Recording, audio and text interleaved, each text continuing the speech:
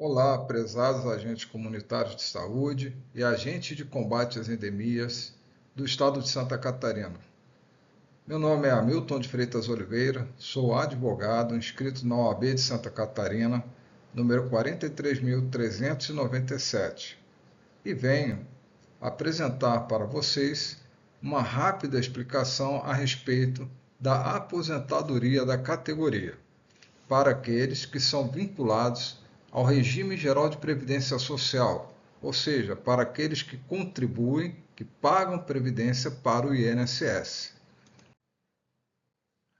Antes, porém, de adentrar nas normas, eu gostaria de trazer uma ideia para que vocês pensem a respeito desse assunto e já comecem a se preparar para poder, daqui a alguns anos, usufruir de uma aposentadoria feliz. Quem não deseja isso, não é mesmo? O slide anterior mostra uma cena bastante estimulante de pessoas já com a idade um pouco mais avançada, curtindo ali tranquilamente um dia de verão dentro de uma piscina e saboreando uma deliciosa melancia bem geladinha. E é isso que todos nós queremos e, mais do que isso, merecemos. Somos trabalhadores, pessoas honradas, honestas, cumprimos as nossas obrigações ao longo de toda uma vida. É mais do que justo que lá na frente possamos usufruir de uma aposentadoria digna. Mas saiba de uma coisa, isso não acontece da noite para o dia. Isso é resultado de um processo longo que inicia no nosso primeiro dia de trabalho. Muitas vezes, quando a gente ainda é quase adolescente, com pouca experiência, pouco conhecimento e muito mais do que isso, com pouca gente para nos orientar, para dizer o que fazer, como fazer. E hoje eu estou aqui mais ou menos com esse objetivo. Para ter uma aposentadoria feliz, pessoal, é muito mais fácil do que parece. E esse gráfico aqui mostra isso.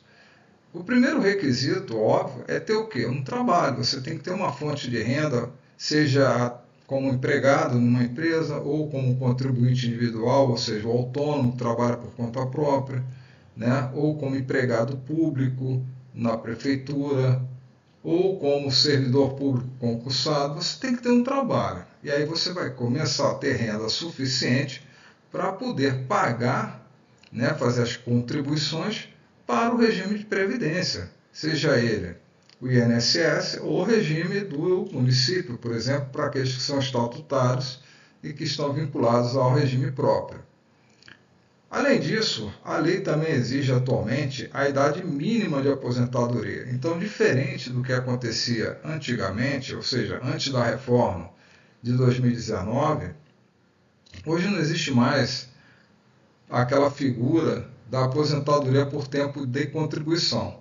Hoje a lei exige que, além de um tempo mínimo de contribuição, o homem ou a mulher também tem uma idade mínima. Então, essa é uma novidade que vocês precisam saber. É claro que existem regras de transição que foram criadas para não prejudicar aqueles que já estavam próximos a cumprir os requisitos para a aposentadoria quando vier a reforma. Só que para tratar desse assunto demandaria muito tempo e eu não posso me alongar muito, até porque ficaria extenso e cansativo. Em outra oportunidade, quem desejar, a gente até pode falar sobre isso. Bom, tendo contribuições, idade mínima, tem que ter a carência, ou seja, um período mínimo de contribuição para que eu possa usufruir qualquer benefício do INSS, seja auxílio-doença, seja aposentadoria, tenho que ter um tempo mínimo. Eu não posso chegar num único mês e pagar todas as minhas contribuições e no outro dia entrar com um pedido para aposentar. A lei não permite isso. Né? Então é uma carência, é um prazo mínimo que eu tenho que ir contribuindo, assim como acontece, por exemplo, nos planos de saúde, né? Que requerem uma carência para que você possa começar a usar determinados serviços. E muito importante, uma etapa que eu reputo assim tão fundamental quanto a contribuição, que é fazer um planejamento previdenciário. O que é isso, gente? É muito importante que desde jovem, logo que você começa, que você ingressa no mercado do trabalho, você comece a vislumbrar o futuro, né? É aquilo que está escrito no primeiro slide. Né? Não espere acontecer, gente. Planeje seu futuro, não espere ele acontecer. Ou seja, não fica parado esperando, cumprindo a sua rotina de trabalho, né? E esperando que um belo dia você vai acordar aposentado. Porque não é assim que acontece. Não é no estalar de Deus. Então faça um planejamento. E por fim, com tudo isso cumprido, no momento certo, ideal, você vai lá e faz o quê? Entra com requerimento da sua aposentadoria para o INSS. Estando tudo correto, porque você já fez um planejamento, já vinha acompanhando, eu tenho certeza que essa concessão da aposentadoria será muito rápida. Mas na maioria dos casos acaba não acontecendo dessa forma. Porque como o trabalhador só deixa para verificar se está tudo certo, quando ele entra com pedido de aposentadoria, normalmente existe uma série de erros a serem corrigidos. E isso demanda bastante tempo. Então há casos, por exemplo, de pessoas que aguardam mais de um ano para poder ter aposentadoria porque está cheio de erro nos seus registros previdenciários. Se ele tivesse feito um planejamento antes, ele ia ver isso e ia corrigir a tempo.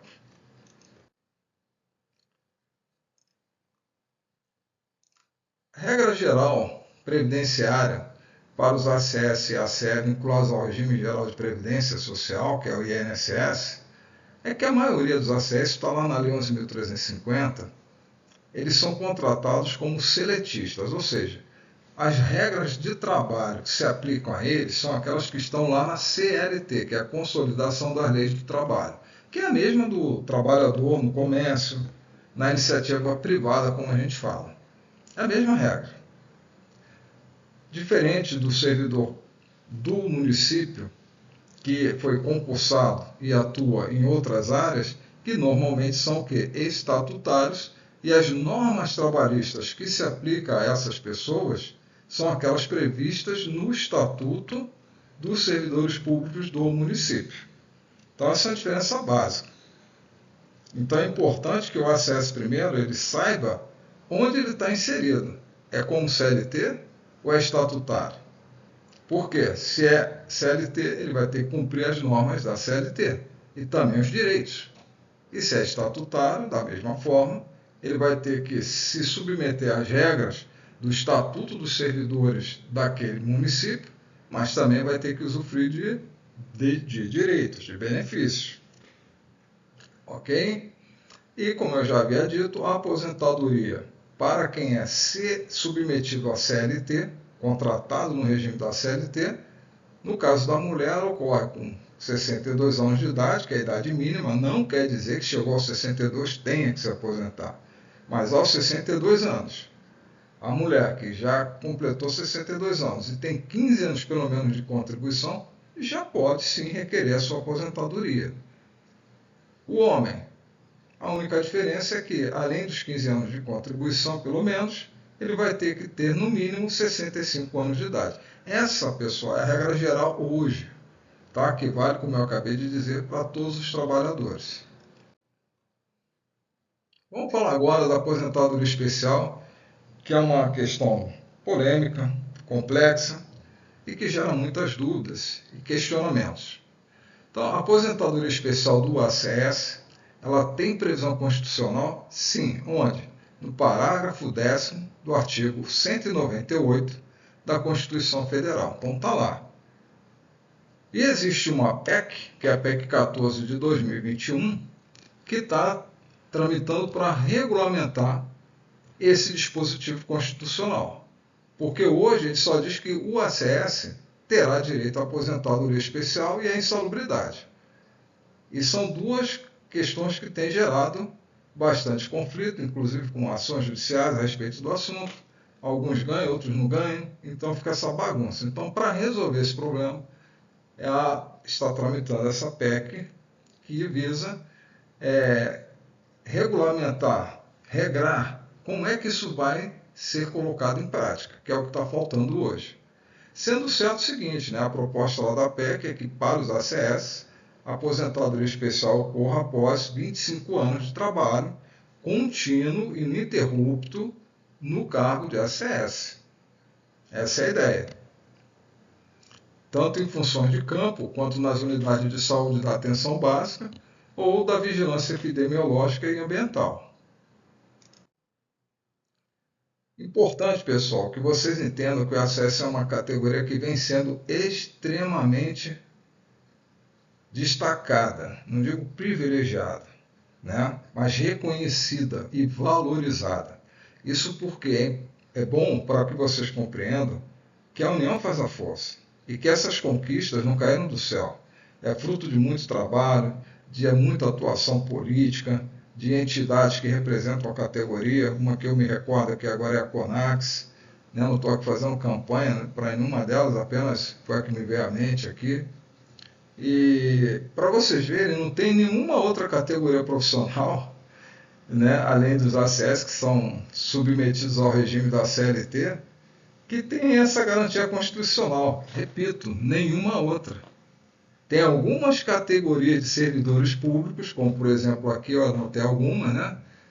Servidores com deficiência, agentes penitenciários, policiais, agentes socioeducativos, né? E outros servidores que estejam trabalhando expostos a agentes químicos, físicos e biológicos prejudiciais à saúde ou à associação desses agentes. Interessante que a própria Constituição ela proíbe, né, o que já existiu até 1995, de criar novas categorias profissionais que tenham direito à aposentadoria especial. Então vocês, ACES, têm que se valorizar também, porque a legislação, o legislador, já está fazendo esse papel. Né? Claro que não foi de graça também, foi um fruto de muita luta, de muito trabalho, de lideranças políticas que representam a categoria. Né? Mas não se sintam abaixo, inferiores a nenhuma outra categoria. Pelo contrário, eu diria que hoje vocês estão muito além, em termos de direitos trabalhistas e previdenciários, do que a grande maioria dos trabalhadores. Mas ainda tem muita luta pela frente. Pergunta que me fazem é possível conseguir aposentadoria especial antes da regulamentação da PEC? Eu entendo que sim, pessoal. Vou ser breve, não vou ler tudo que está escrito. Quem quiser pode ir lendo ali. Mas eu entendo, e porque já existe a regulamentação da aposentadoria especial para todos os trabalhadores. É uma regra geral que se aplica a todos. Está lá na Lei Previdenciária, a Lei 8.213, de 1991.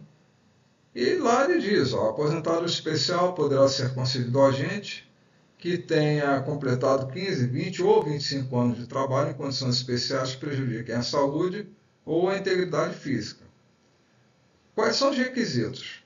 Tem que ser essa exposição, não pode ser um dia, uma hora durante um dia de trabalho, de vez em quando não, tem que ser permanente, ou seja, todos os dias, não ocasional e nem intermitente, durante todo aquele período, ou seja, durante 15, 20 ou 25 anos. Ok? Quais são os requisitos hoje que a Constituição impõe, né, após a reforma de 2019, para reconhecer a aposentadoria especial? E aí vai depender do seguinte: qual foi a data que você ingressou, que você começou a trabalhar, que você entrou no INSS? Então vamos lá. Para quem antes de 95 tenha trabalhado em alguma profissão que dava direito à aposentadoria especial, independente de comprovar se teve ou não teve a exposição aos agentes nocivos à saúde, um exemplo clássico aqui no estado de Santa Catarina são os mineiros ali no sul do estado, que trabalhavam nas minas de carvão.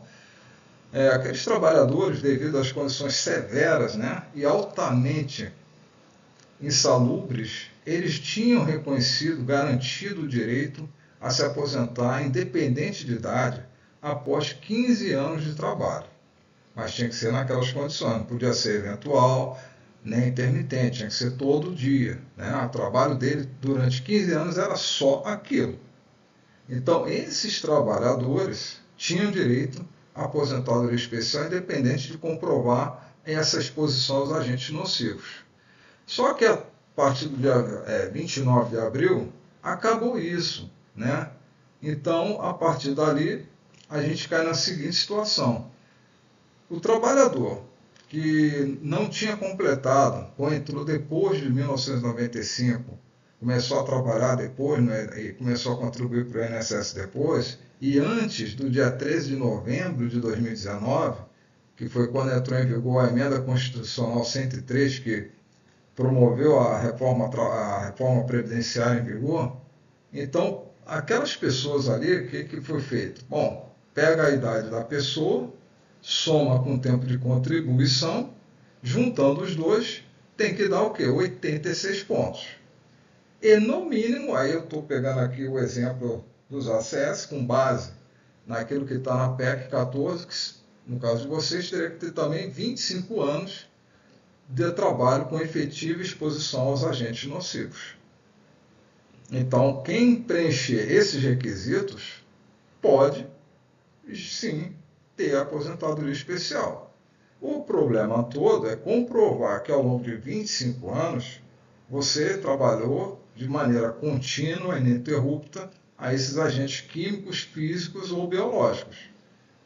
Porque isso vai depender de prova técnica, prova pericial, que normalmente é produzida pelo empregador, que é o laudo técnico das condições ambientais do trabalho, e que depois vão gerar um outro documento chamado Perfil Profissiográfico Previdenciário, ou PPP, que diz, olha, aquele trabalhador realmente, durante tantos anos, ele trabalhou exposto todo dia, durante todo o horário de trabalho, a condições nocivas à saúde.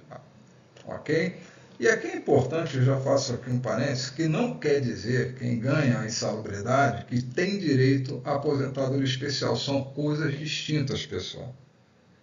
Tá? Nem todo mundo que ganha insalubridade vai ter direito à aposentadoria especial. Muitos fazem essa confusão, mas eu já adianto que não é uma verdade.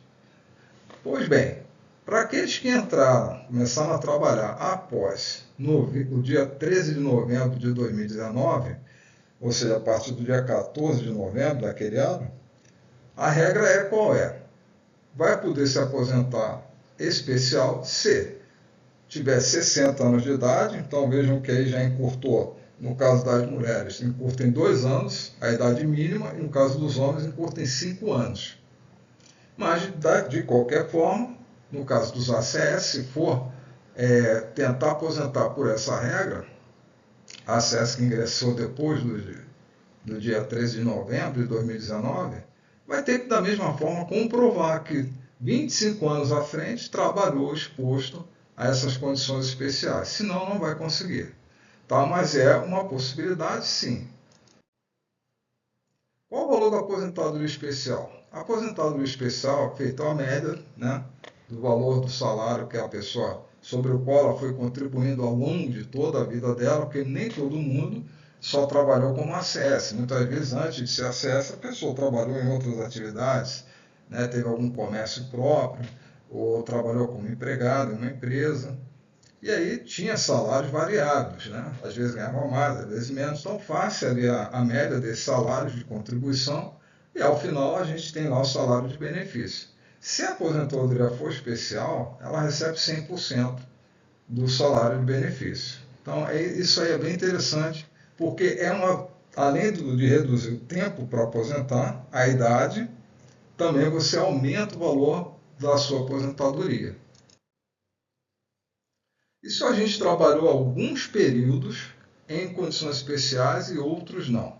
Exemplo clássico do pessoal que trabalhou durante o Covid na linha de frente.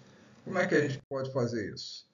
Então, pessoal, neste caso, após apurar os tempos que a pessoa trabalhou em condições especiais, o agente converte aquele tempo especial em comum e soma o tempo especial ao tempo que ele trabalhou em condições normais.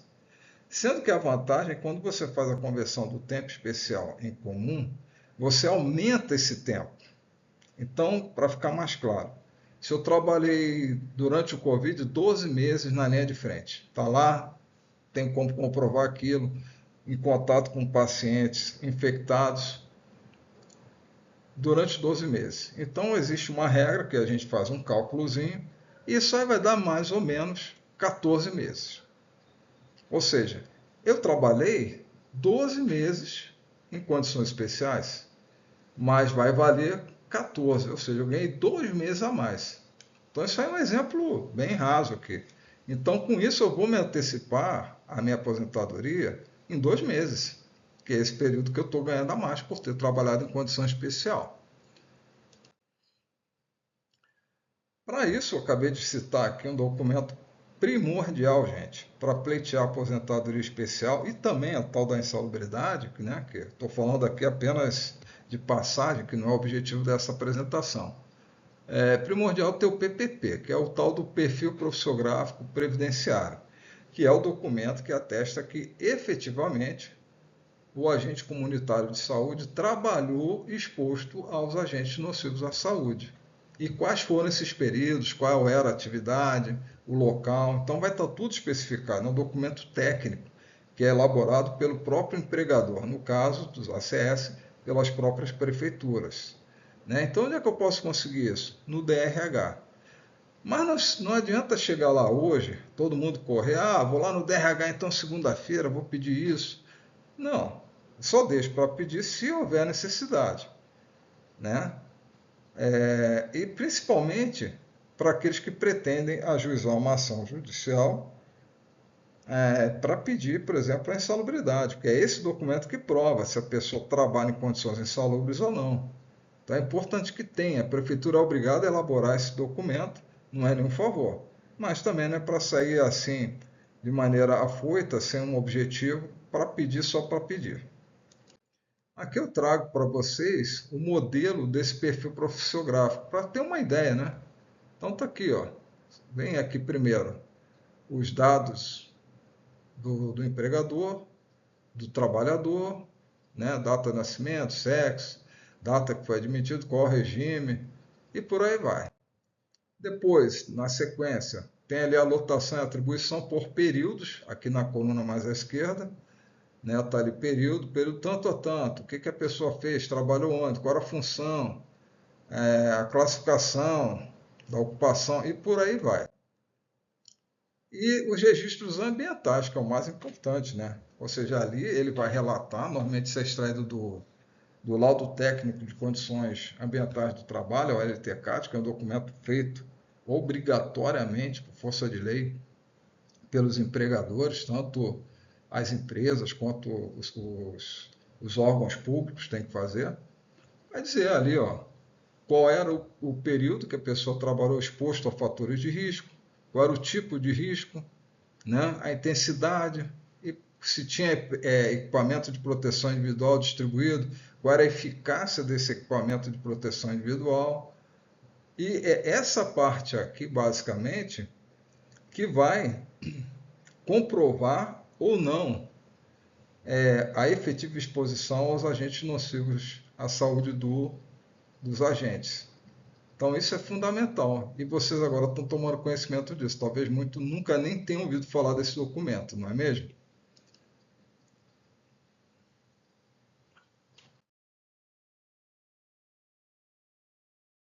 Posso fazer isso sozinho? Olha, eu respondo o seguinte: pode, óbvio, pode. Mas o ideal é contratar um advogado especialista em direito previdenciário. E eu digo isso porque qualquer advogado pode fazer? Qualquer um pode. Em tese, sim. Mas se trata de um tema complexo que requer uma especialização. E o que quer dizer isso? É um advogado que, além de ter feito a faculdade, fez uma pós-graduação e se especializou, se aprofundou na área previdenciária. Que mesmo para nós que já temos, somos especialistas, muitas vezes é difícil. A prática diária, porque é algo muito burocrático e requer muitas vezes conhecimento que só quem se dedica a estudar a matéria conhece. Um advogado que não tem especialidade já vai ter um pouco mais de dificuldade, tá? Mas não, então por isso que eu aconselho, assim como quando a gente precisa tá com problema no coração, procura cardiologista e por aí vai, né? No ouvido, o otorrino, o oftalmologista. Então a gente precisa também direcionar as demandas na área jurídica para o profissional que está melhor capacitado para isso.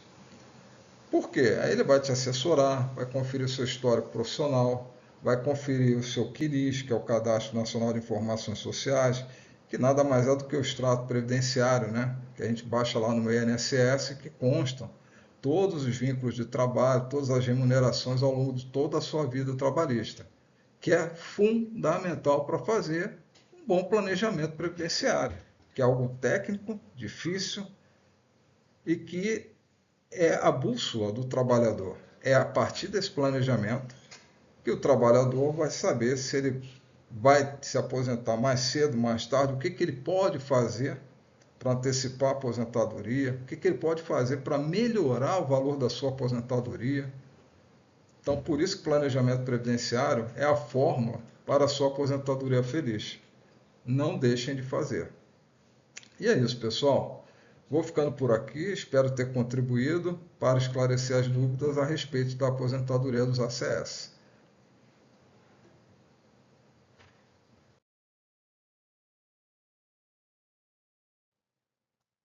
Obrigado.